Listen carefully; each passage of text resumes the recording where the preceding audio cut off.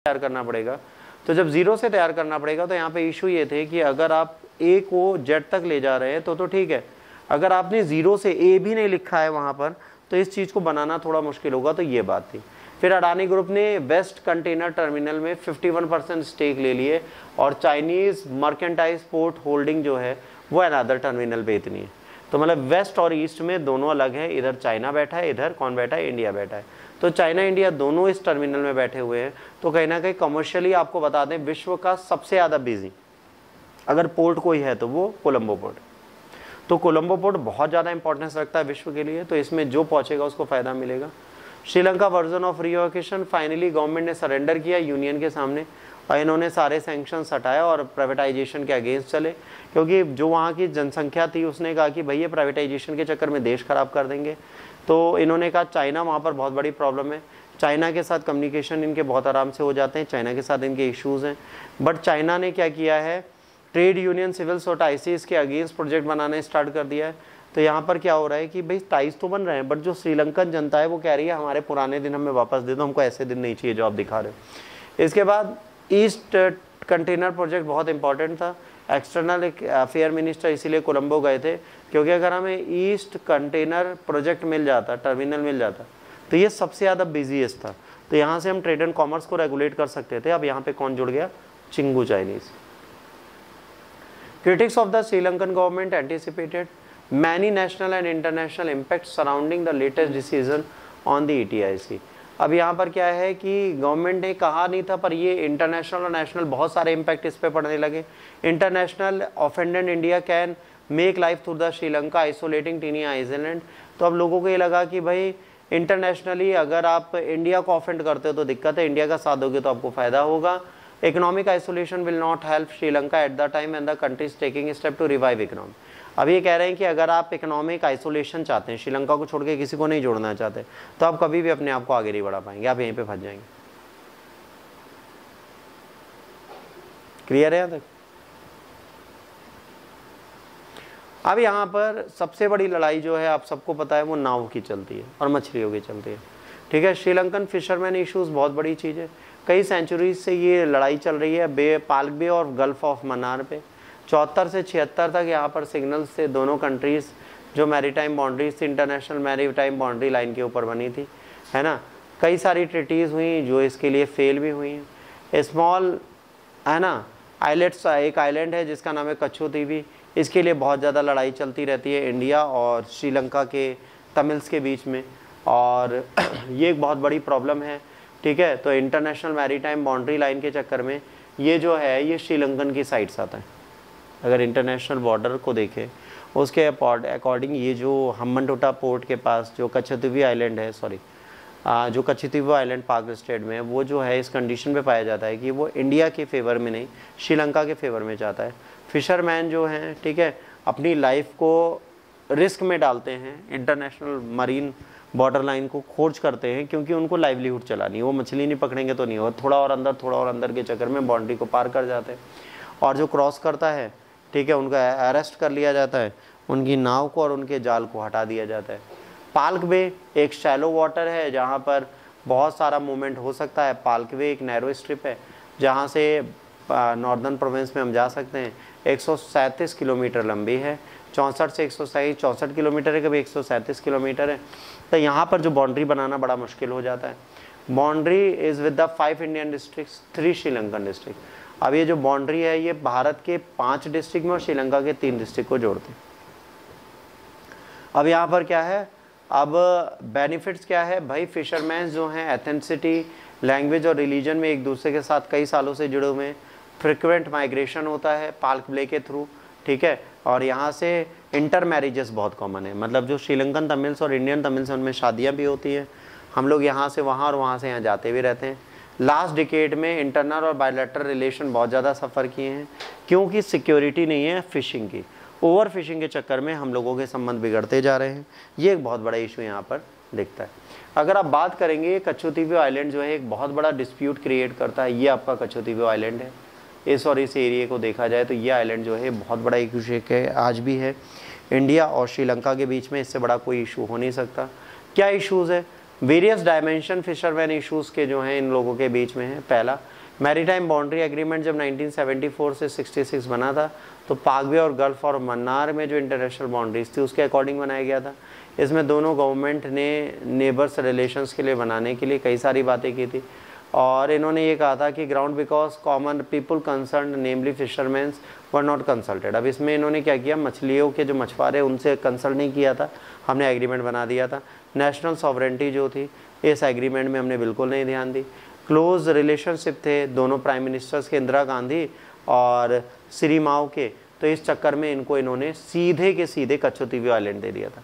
But अगर आप दोनों के संबंध अच्छे थे तो इसका मतलब ये थोड़े ना देश का कोई टुकड़ा आप किसी को दे दोगे। तो ये आज भी इलीगल माना जाता है क्योंकि इसमें ना आपने पार्लियामेंट में पूछा, ना मछुआरों से पूछा, ना लोगों से पूछा, आपने सीधे कच्छोतीवी आइलैंड को बांट दिया। तो सीधे कच्छोतीवी आइलैंड को देने का मतलब ये क्या हुआ, आपके साथ प्रॉब्लम्स। ठीक, अगर एक कच्छोतीवी आइलैंड देना था तो वो तमिलियंस के साथ मिलके इस काम को करते तो उनके लिए आसान होता, पर तमिलियंस के साथ मिले नहीं इंडियन, ना वहाँ की सरकार से इन्होंने कुछ पूछा, इन्होंने सीधे इसको बदलने की कोशिश की, तो यहाँ पर लंबी प्रॉब्लम क्रिएट हो गई। ठीक है, अब देखिए इसको बोलते हैं पोचिंग एंड ट्रॉलिंग। अब ये क्या करते हैं, एक बहुत गहरी मशीन को डाल देते हैं और इससे ये सारी चीज़ें उठा लेते हैं इस ट्रॉलर से। तो यहाँ से क्या होता है, बहुत तेज़ी से मछली ले लेते हैं और बहुत सारी मछलियाँ उठा लेते हैं और मैरीटाइम को भी डैमेज करते हैं। तो यहाँ पर प्रॉब्लम ये है कि इससे भारत जो है ज़्यादा चीज़ें उठा पाता है, श्रीलंका कम, तो यहाँ पे द्वंद्व स्टार्ट हो जाएगा और दोनों के बीच में लड़ाई प्रारंभ हो जाएगी। अब ये जो आपको एरिया दिख रहा है ये एरिया नहीं है, ये एक ऐसी जगह है जहाँ पर आप देख लीजिए फिशरमैन्स और नेवी सब घूमती रहती। यहाँ पर अगर आपकी 15 मीटर लंबी बोट है और अगर वो पकड़ी जाएगी तो आपको कितना फाइन देना पड़ेगा, 20 लाख। इतना आप 10 जन्म में कमा नहीं पाओगे। अगर आपकी 15 से 24 मीटर लंबी बोट है तो 2 करोड़ फाइन है। अगर आपकी 24 से 45 मीटर लंबी बोट है तो 10 करोड़ फाइन है। 45 से 75 मीटर लंबी है तो 15 करोड़ फाइन है। और 75 मीटर से ऊंची बोट लिया है तो 17.5 करोड़ रुपए आपको फाइन देना पड़ेगा श्रीलंका। तो भाई ये युद्ध का ग्राउंड है। यहाँ पर 185 बोट सीज की है इन्होंने 15 से 18 के बीच में। 386 लोग इंजर्ड हुए, 188 लोग मरे और 82 मिसिंग आज तक नहीं मिले। तो कहीं ना कहीं फिशरमैन इशू एक बहुत बड़ी लड़ाई है इंडिया और श्रीलंका के बीच में जो कांस्टेंट चल रही है और इसको कोई भी बंद नहीं कर पाया। यहाँ तो कोई डाउट, क्योंकि कुछ बच्चों के लिए मैं बहुत तेज होऊंगा।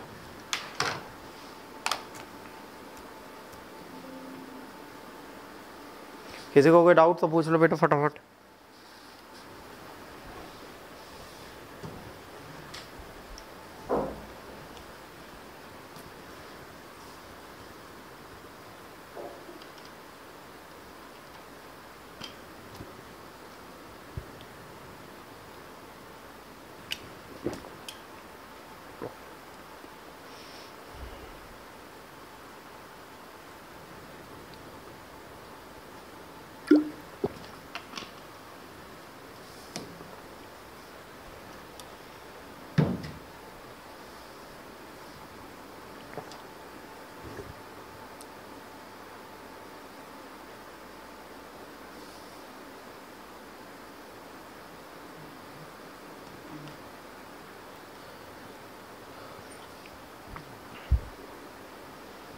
तो बताओ क्या हुआ। लाइट तो आ रही है, मतलब लाइट फैन कहीं नहीं चल रहा है।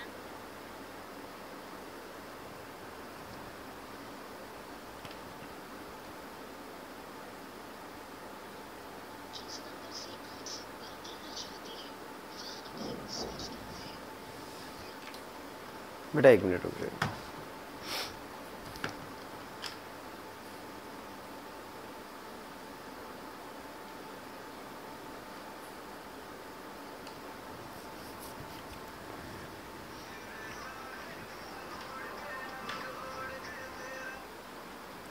सुरेंद्र भैया को घर भेज दो, लाइट में प्रॉब्लम है कुछ। लाइट में प्रॉब्लम, घर भेज दो उनको, क्या तो घर चले जाएं जुपिटर लेके मेरी।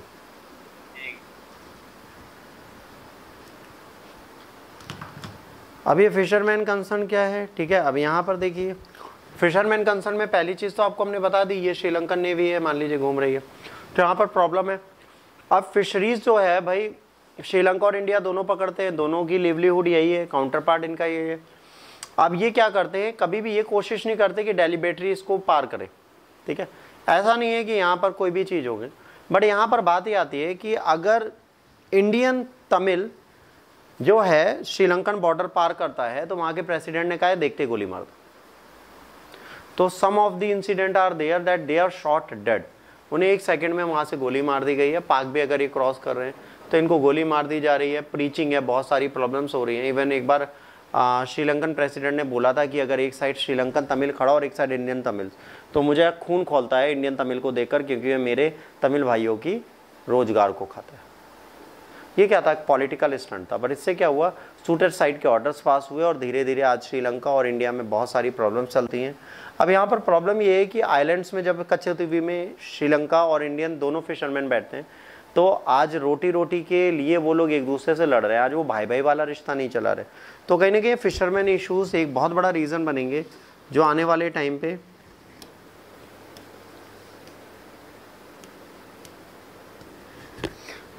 टाइम पे बेटा इंडिया और श्रीलंका के रिश्ते और ख़राब कर देंगे।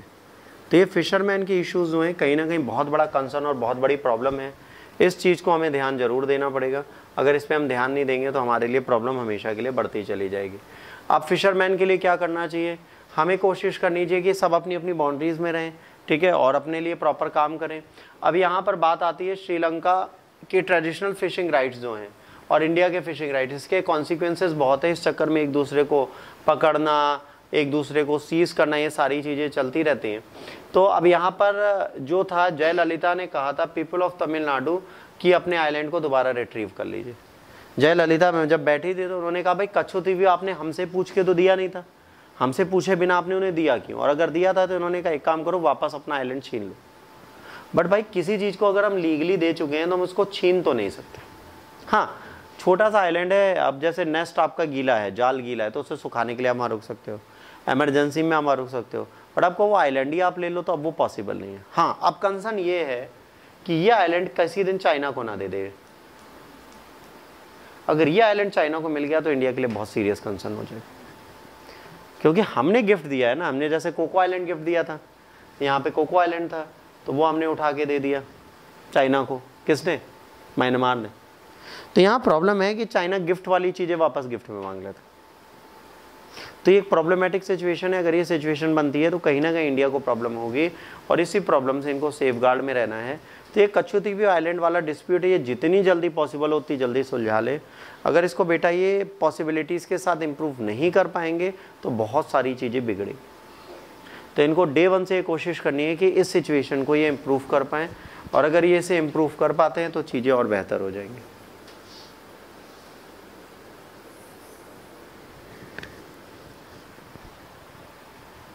ठीक है, ये देखिए, ये है कच्छतीवी, ये इंडिया है, ये श्रीलंका है।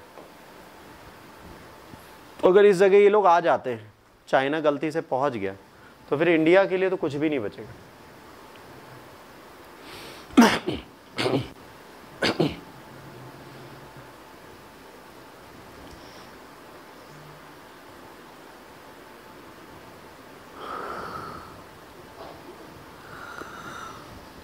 कच्छतीवी बेटा इसलिए पूछा जा सकता है क्योंकि अभी प्रधानमंत्री ने रिसेंटली इलेक्शन से पहले बोला था कि इंदिरा गांधी कौन होती थी कच्छतीवी को गिफ्ट देने वाली।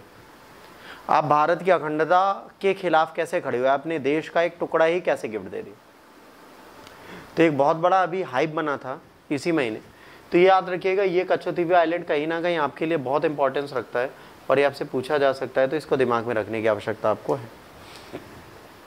अब अल्टरनेटिव सॉल्यूशन क्या है? लीजिंग। अगर कच्छतीवी आइलैंड को चाहिए तो लीज का एक ऑप्शन हमारे पास होना चाहिए। परमिट लाइसेंस इंडियन फिशरमैन को मिलने चाहिए श्रीलंका के वाटर्स में, और इनको भी मिलना चाहिए वाइस वर्सा। मतलब इंडिया के लोग लाइसेंस लेके, परमिट लेके श्रीलंका के वाटर में फिशिंग करें और श्रीलंका के लोग भारत के वाटर, मतलब दोनों परमिट लेके पूरे टेरिटरीज में घूमें, तो कहीं ना कहीं फिशरमैन के इशूज़ खत्म होंगे, वरना नहीं होंगे।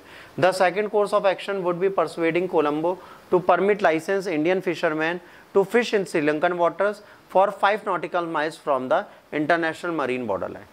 इन्होंने कहा है कि कोलंबो को, मतलब दिल्ली श्रीलंकन गवर्नमेंट को ये कोशिश करनी चाहिए कि भारत को इस चीज़ की परमिशन दे कि 5 नॉटिकल माइल्स के अंदर अगर भारतीय आ रहे हैं तो उनको वहाँ पे मछली पकड़ने का अधिकार हो। There is a precedent at 1976 boundary agreement which allowed license Sri Lankan fisherman to fish in the, है ना, Wadge bank, a fertile fishing ground located near Kanyakumari for a period of 3 years। जैसे एक बाउंड्री एग्रीमेंट हुआ था जिसके तहत एक है ना वाडगे बैंक है जो फर्टाइल फिशिंग ग्राउंड है, वहाँ पर 3 साल के लिए श्रीलंका को कन्याकुमारी के निकट आकर फिशिंग करने के अधिकार मिले थे।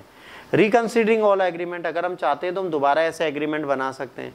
India Sri Lanka foreign secretary consultation 2003 में हुई। Sri Lankan government agreed for the first time to consider professional for the licensing fishing, but आज तक वो दोबारा नहीं हो पाया, अभी तक कोई रिविजिट नहीं करने का। 2003 में हमने प्लान किया था कि हम कुछ ऐसा एग्रीमेंट बनाएंगे कि इंडिया और श्रीलंका के फिशरमैन के क्राइसिस खत्म हो, इश्यूज खत्म हो और ये प्रॉपर मैनर में वर्किंग साथ में कर पाएँ, बट अभी तक कोई भी व्यक्ति इस कंट्री में नहीं घुस पाया और ये एग्रीमेंट साइन नहीं हुआ। देखिए विचारधाराएं होना, ये जितने पॉइंट्स लिखे हैं ये सारे करने में एक मीटिंग की देर है, और ये करने के बाद हमारे 90% डिस्प्यूट श्रीलंकन और श्रीलंकन तमिल्स के और इंडियन तमिल्स के खत्म हो जाएंगे। बट प्रॉब्लम ये है कि कैसे,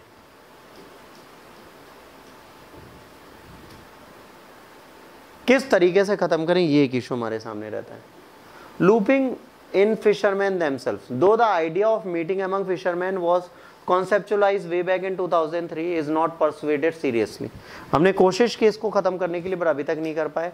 Arranging frequent meeting between fishermen communities both countries could systematize as develop the friendlier atmosphere in the mid-sea during fishing। Fisherman Sri Lanka और इंडिया के आपस में मिलते हैं, बट इनसे फ्रेंडली रिलेशन अगर बन जाता है तो समुद्र के अंदर दोनों आपस में एटलीस्ट लड़ेंगे तो नहीं, है ना। Starting ferry services India and Sri Lanka can improve people to people linkage. अगर हम एक जहाज चलाने लगे इंडिया से श्रीलंका घुमाने के लिए तो कहीं ना कहीं ये हमें हेल्प करेगा, लोकल्स भी जा पाए, सब जा पाए। Media person can invited to witness both practical issues confronted by the fishermen of each country। This would make qualitative differences in reporting। अगर जब आप आपस में मीटिंग करते हो तो मीडिया पर्सन को बुलाते हो तो जो हम सोच के अपने हिसाब से रिव्यू दे रहे हैं वो नहीं देंगे, एक ऑनेस्ट और जस्टिफाइड रिव्यू देंगे, वो हमें कहीं ना कहीं बेनिफिट जरूर देगा। अब वे फॉरवर्ड की बात करेंगे, एक्शन लेना चाहिए इमीडिएटली ताकि हम ये जो मैकेनाइज्ड ट्रॉलर्स हैं 1 in a year government implement करे, बायबैक एग्रीमेंट बनाए उन लोगों के साथ जितनी जल्दी हो सके, क्योंकि जो मैकेनाइज्ड ट्रॉलर्स होते हैं ये जब श्रीलंका सीज कर लेती है तो इंडिया को बहुत घाटा होता है। तो इंडिया कुछ ऐसा करे कि ये ट्रॉलर्स इनके वापस आ जाएं। दो incentive and the precaution fisherman from the Palk Bay could be encourage to switch over the deep sea fishing in Indian exclusive zone and international waters. अब रादर देन ये जो इन्होंने कर रखा है, ठीक है, ट्रॉलर्स वाला ऑप्शन, इसकी जगह इंडियन गवर्नमेंट को क्या करना चाहिए, डीप सी फिशिंग का कॉन्सेप्ट लाना चाहिए। इंटरनेशनल वाटर में जाओ, आराम से तुम फिश पकड़ो, कोई दिक्कत। श्रीलंका की साइड अब दाएं बाएं घूम जाओ और घूमो, थोड़ा और पैसा लगेगा बट डीप सी फिशिंग अगर सिखा देंगे तो हमें ज्यादा फायदा होगा, ठीक। Social security reforms the fisherman communities is necessary to empower them. अब यहाँ पे क्या सामाजिक सुरक्षा की जरूरत है ताकि उनको एम्पावर कर पाएं। इसके बाद diversification of the livelihood options of the fisherman.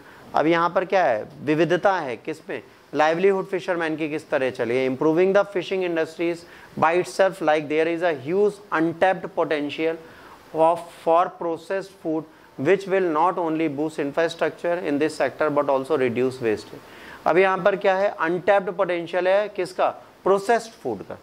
अगर हम प्रोसेस्ड फूड पे चले जाएं तो यहाँ का इंफ्रास्ट्रक्चर भी बदल जाएगा और इकोनॉमी भी बदल जाएगी। फ्रेश मछली पकड़ के खाने से काम थोड़ी ना चलता है, डिब्बे वाली मछली भी खा सकते हो। तो इस चीज़ पे अगर हम काम करें तो अच्छा है, ठीक। यहाँ तक खत्म हुआ एक पार्ट, अब स्टार्ट होगा दूसरा पार्ट। यहाँ तक कोई डाउट,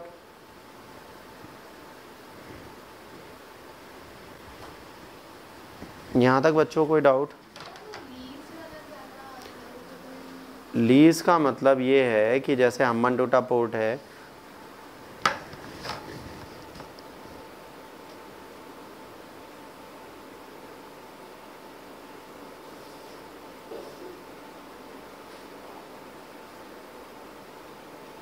तभी तो बेटा फाइन लगाया जाता है। पेनल्टीज महंगी इसलिए लगाई जाती है, लोग घुसे ना, और घुस जाएंगे तो जेल चले जाते हैं, पेनल्टीज नहीं दे पाते और वोट भी जब्त कर ली जाती है, इसीलिए किया जाता है। और लीजिंग का मतलब होता है जैसे मान लीजिए हम्बनटोटा है, सॉरी आपका कच्छुद्वीप आइलैंड है, तो कच्छुद्वीप आइलैंड की लीज दे दो 5 साल 10 साल 20 साल के लिए, ये करते तो अच्छा था। तो वहाँ पर देखिए नो मैंस लैंड है, वहाँ पर कोई कंट्री नहीं जाती। अब क्या नहीं कर सकते, क्या कर सकते हैं तो इंटरनेशनली लोग जाने, बट ऐसा नहीं है कि कंट्री को आप कंट्रोल नहीं कर सकते। अगर आपने उसे गिफ्ट दिया है और उसका कोई डॉक्यूमेंटेशन साइन नहीं है तो अपनी चीज़ें वापस जरूर ले सकते।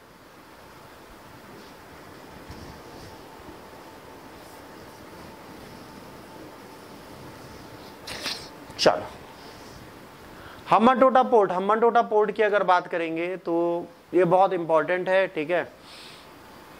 और Sri Lankan port and mostly funded by Exim bank of China, है ना, export and import bank of China ने इसको पूरा पैसा दिया है हम्बनटोटा पोर्ट को।